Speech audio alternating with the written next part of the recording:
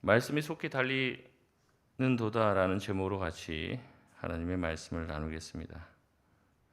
오늘 우리가 함께 묵상한 147편 시편은 계속해서 말씀드리지만 할렐루야로 시작하여 할렐루야로 끝나는 이제 할렐루야 시편입니다. 146편부터 150편까지 시편의 마지막 시편 5개는 할렐루야 시라는 거죠. 이 시편의 배경은 아마도 이스라엘 백성이 포로 귀환 되어서 예루살렘으로 돌아와 무너진 모든 것들을 재건하던 시기로 보입니다. 그래서 예루살렘의 재건, 다시 세우심에 대한 하나님에 대한 찬양이 등장을 한다는 것이죠. 여러 가지 어려운 환경입니다.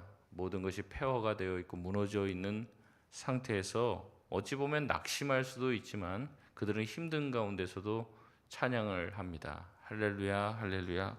이렇게 주님을 찬양한다는 거죠. 상황이 좋아서 찬양하는 것입니까? 그렇지 않죠. 하나님이 지금도 그들과 함께 하시고 하나님은 어떤 이유에서라도 찬양받으시기에 합당하시기 때문에 그들은 하나님을 찬양하고 우리가 주님을 찬양할 때 주님은 우리의 무너진 모든 것을 세우실 것이다. 그리고 그분이 주시는 말씀을 통해서 그들은 소생하게 될 것이다 라는 믿음을 가지고 찬양하는 겁니다. 특별히 오늘 설교 제목은 15절 말씀에 나오는 것처럼 말씀이 속히 달리든도다 라는 말씀을 인용하여 제목을 정했는데 오늘도 하나님의 말씀이 우리를 위로하는 귀한 시간이 되시길 바랍니다. 오늘 세 부분으로 나눠서 우리 살펴보길 원하는데요. 첫 번째 부분은 우리 1절에서 6절까지 내용으로 하나님은 회복시키는 하나님이시다라는 주제를 담고 있습니다.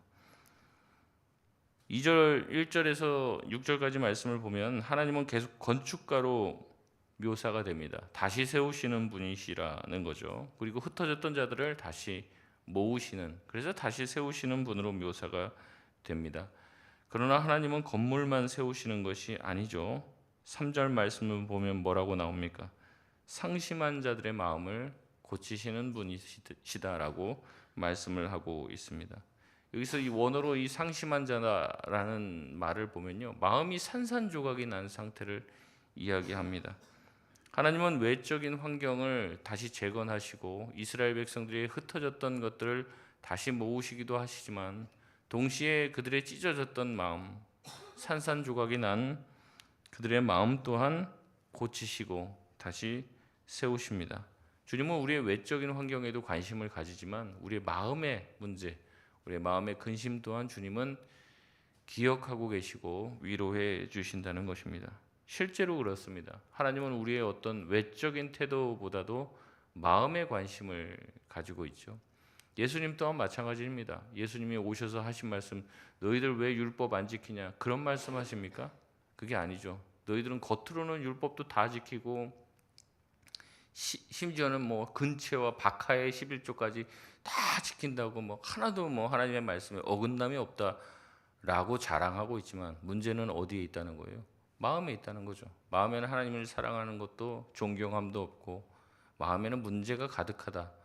그래서 회칠한 무덤이다. 겉으로는 이제 시멘트를 잘 발라서 회를 칠해서 깨끗하게 보이지만 마음에는 뭐가 있다는 거예요? 썩은 시체 냄새가 난다는 거죠. 그래서 주님은 여러 번 구약에서도 강조하십니다. 중요한 것은 외적인 것이 아니라 하나님의 말씀에 순종하고 주님을 사랑하는 것이죠. 혹시라도 그 마음에 어려움이 있다면 그 상한 마음 가운데 그 상한 마음 그대로 나온다 할지라도 진실한 마음으로 나올 때 주님께서는 그 사람의 제사를 받으신다라고 말씀하십니다. 시편 51편 7절의 말씀을 보면 하나님이 구하시는 제사는 상한 심령이다라고 얘기하십니다. 하나님이여 상하고 통회하는 마음을 주께서 멸시하지 아니하시리이다. 그래서 우리가 연약한 마음으로 있는 마음, 있는 모습 그대로 주님 앞에 나아갈 때, 우리의 마음을 다 쏟아낼 때 주님께서 우리의 마음을 고치시고 치유해 주실 줄 믿습니다. 이 하나님은 어떠한 능력이 있는 분이냐면 4절 5절의 말씀에 보면 그가 별들의 수요를 세시고 그것들을 다 이름대로 부르신다라고 말씀하고 계십니다. 5절에 우리 주는 위대하시며 능력이 많으시며 그의 지혜가 무궁하시다라고 말씀하고 계십니다. 그러니까 이게 지금 3절, 4절, 5절 다 연결되는데 뭐냐면 하나님이 우리 한 사람 한 사람의 상한 마음을 보시는 하나님이신데 동시에 어떤 분이십니까? 우주를 다 만드시고 광활하게 펼쳐진 세계 모든 것들을 다 다스리시는 분이라는 거죠. 근데 그 주님은 얼만큼 세심한 분이시냐? 우리가 알지도 못하는 별들의 이름을 기억하시고 하나하나 부르시는 그만큼 세심하신 분이라는 것입니다. 그래서 우리가 같은 미물, 우리와 같은 부족한 사람, 정말 내가 누구이기에, 내가 무엇이간데 주님께서 나를 기억하시고 나의 상처를 싸매 주시는가? 우리는 거기에서 감사하게 되고 주님을 찬양하게 되는 것이죠. 그렇기 때문에 우리의 모든 모습을 주님께서 지켜보고 계십니다. 이제 사도행전 설교를 제가 수요일 날 이제 계속 하고 있는데 그 사도행전 우리 계속 보고 있지만 고넬료의 장면에서 보면은 제가 참 감동을 받게 되는 게 그거예요. 하나님께서 고넬료를 계속 지켜보고 계셨다는 장면이 나오거든요. 고넬료의 모든 선행과 하나님을 향한 마음이 하나님께서 보고 계셨고 그게 상달되었다라는 거죠. 어떻게 보면은 정말 이 세계 전체에서 고넬료라고 하는 그 한 명이 선행을 하고 하나님을 위해서 하고 있다는 그것에 대해서 누구 하나 주목하지 않고 있는 것 같은데 하나님은 그것을 어떻게 했다는 거예요? 쭉 지켜보고 계셨다는 거죠. 그래서 때가 되니까 어떻게 합니까? 베드로를 만나게 하시고 그가 복음을 듣고 변화되게 하신다는 거죠. 사람들 다 몰라도 하나님은 다 알고 계시고 주목하고 계시다는 거죠. 여러분 마음 가운데도 그런 생각이 들 때가 있을 겁니다. 아무도 나를 몰라주고 나의 형편과 사정을 잘 몰라줄 것 같죠. 그러나 하나님께서는 우주를 경영하고 계시지만은 우리의 형편까지도 다 세심하게 살펴보시고 특별히 우리의 마음을 지켜보시고 우리의 상한 마음을 위로하길 원하십니다. 그렇기 때문에 우리가 주님 앞에 나아가 주님 나의 아픔을 위로해 주세요. 저의 마음 깨어진 마음을 싸매 주셔요 라고 기도할 때 주님께서는 우리를 고치시고 우리를 위로해 주시고 우리의 마음을 다시 솟샘케 하실 줄 믿습니다. 두 번째 부분은 7절에서 11절까지의 내용으로 공급하시는 하나님을 노래하고 있습니다. 7절에 다시 한번 감사로 하나님을 찬양하라고 시작하며 8절에서 9절 말씀에 그는 구름으로 하늘을 덮으시며 땅을 위하여 비를 준비하시며 산에 풀이 자라게 하시며 우리 9절 말씀 같이 한번 읽겠습니다. 시작.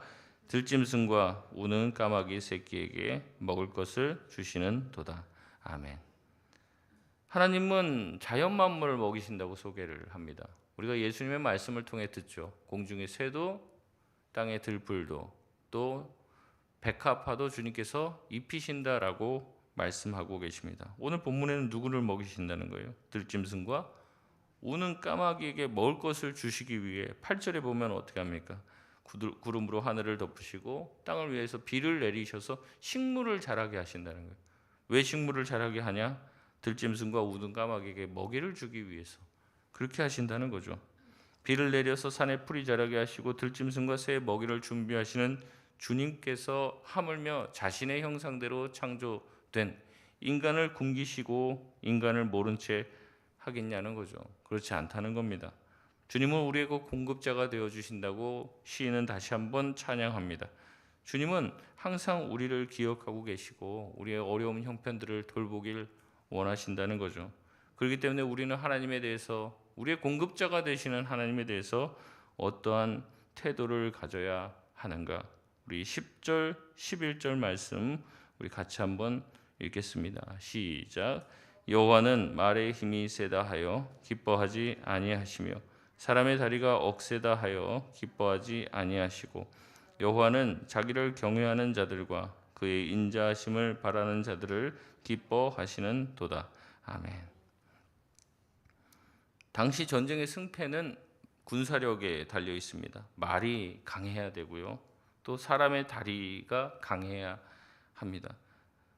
오늘날로 말하면 건강해야 되고 또 돈이 많아야 되고 사회적인 지위가 높아야지 사람들에게 박수갈채를 받게 되는 것이죠. 사람들은 이런 것을 많이 가지고 있을수록 힘이 세다라고 얘기하고 그런 사람일수록 든든한 사람이다라고 이야기합니다. 그러나 오늘 본문에 보면 하나님은 그런 것들을 인정하지 않는다는 거죠. 자신들이 가지고 있는 말이 세다고 해서 자신들이 아주 건강하고 힘이 있는 다리를 가지고 있대서 하나님은 그 사람들을 기뻐하지 않는다는 거예요. 그러면 하나님이 기뻐하시는 자는 어떤 사람이라고 얘기합니까? 11절 말씀에 저는 말도 없고 또 내 다리에는 힘도 하나도 없지만 내가 바라는 것은 하나님의 인자함만을 바랄 뿐입니다. 그런 자들을 기뻐하신다는 거예요. 자기를 의지하지 않고 하나님의 긍휼하심과 인자하심에 기대는 사람들, 나의 연약함을 인정하고 고백하며 하나님을 의지하는 자들을 주님은 어떻게 하신다고요? 그들을 기뻐하신다는 거죠. 그들을. 우리는 자꾸 하나님 앞에서 내가 뭔가를 하려고 하고 나의 어떠함을 증명하려고 하고 나를 상승시키려고 기도도 합니다. 그래서 이렇게 기도하죠. 내가 주님 이렇게 열심히 하니까 나에게 복 주십시오. 주님 내가 말들이 없습니다. 말들을 많이 주시고 내 다리가 힘이 없으니까 힘을 주시고 그래서 자꾸 나의 힘을 키우려고 합니다. 그러나 주님은 반대로 얘기하는 거죠. 너는 좀 힘을 빼야 돼. 우리가 없을 때 주님을 찾게 되기 때문에 그런 것이죠. 우리는 얘기합니다. 하나님 나에게 까마귀가 없고 까마귀 새끼도 저렇게 하나님이 입히신다면서 왜 나를 돌보지 않으십니까? 우리가 이렇게 기도할 때가 있죠. 주님 앞에 엎드리면서 주님 우리가 주님의 자비하심 외에는 의지할 데가 없습니다 라고 기도할 때가 있죠. 주님은 그러한 기도를 원하신다는 거죠. 오히려 나한테 이런 것이 없으니까 막 그걸 채워달라고 하는 게 아니라 그것을 주시는 주님한테 기대기를 바라신다는 겁니다. 그 고백이 주님을 기쁘시게 한다는 것이죠. 저와 여러분의 능력이 아니라 하나님의 공급하심을 신뢰하실 수 있길 바랍니다.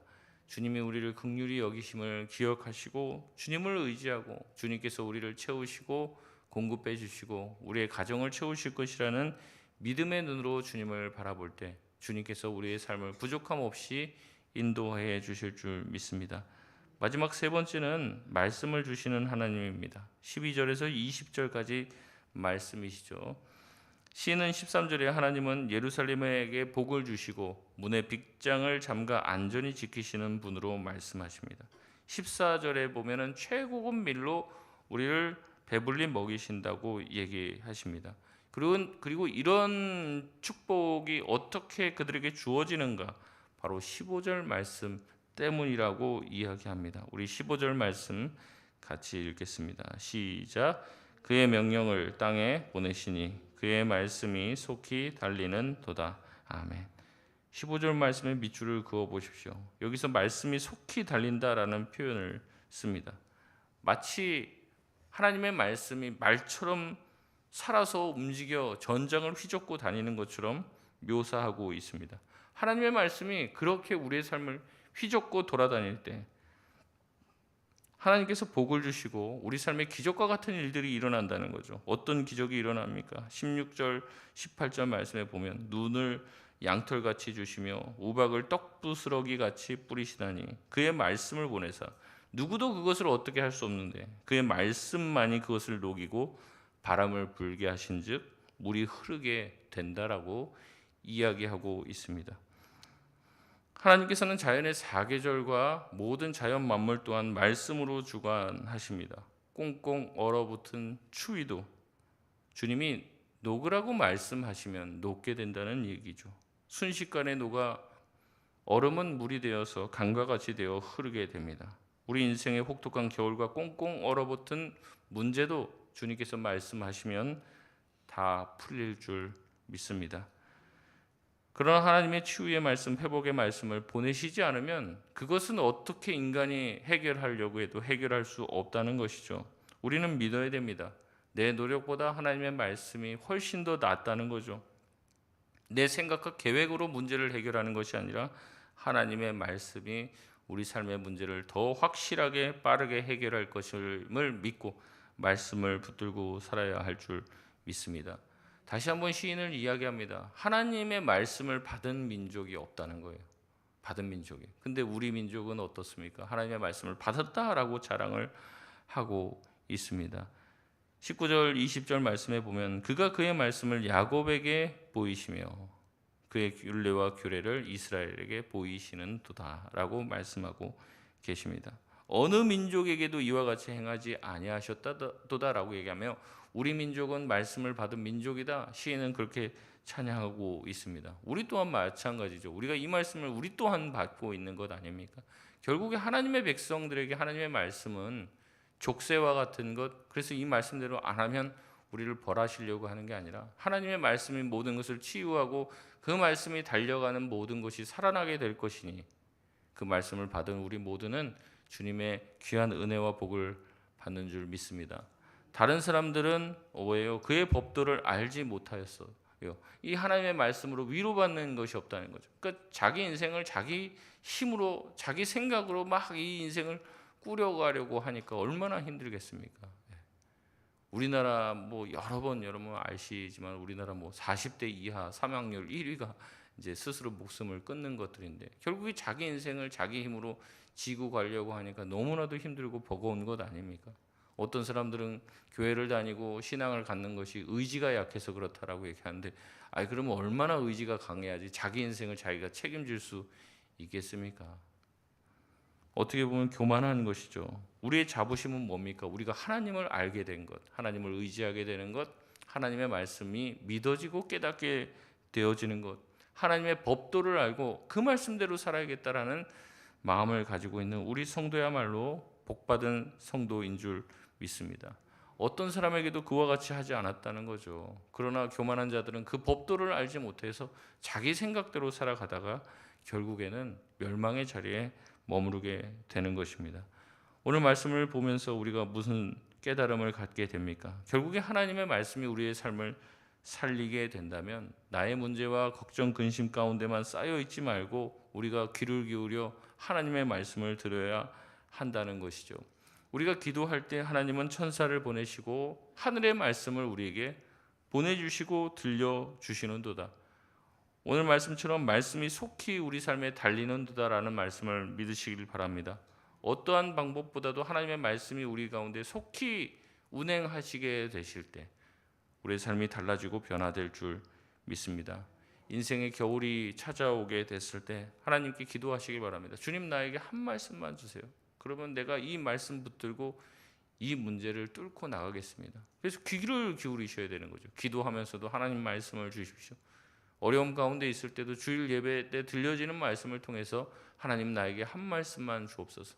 그의 말씀이 내 이 문제를 뚫고 나갈 힘이 될 줄 믿습니다. 그 말씀이 닿는 곳마다 얼음이 녹아 물이 되고 강같이 흘러 그 강이 주변의 생명들을 샘솟게 하고 모든 얼어붙은 것들을 풀어내시는 것이죠. 말씀을 맺겠습니다. 오늘 본문은 우리에게 하나님의 새 모습을 보여줍니다. 하나님은 회복시켜 주시는 하나님이다. 하나님은 또한 공급하시는 하나님이시다. 세 번째는 하나님은 말씀으로 우리를 치유하시고 고치시는 분이시다. 그러므로 우리가 해야 될 일은 어떻습니까? 모든 문제, 어려움 가운데 있을 때도 주님은 회복시키시고 공급하시고 우리에게 말씀을 주시는 분이라는 것을 믿고 그 하나님을 할렐루야 찬양해야 할 줄 믿습니다. 그래서 시작과 끝, 우리 인생의 시작과 모든 끝이 하나님을 찬양하는 할렐루야 영광송으로 귀결되시길 바랍니다. 하나님께서 주시는 은혜들을 기억하며 오늘도 주님이 주시는 한 말씀 붙들고 살아갈 수 있는 저와 여러분 되시기를 바랍니다.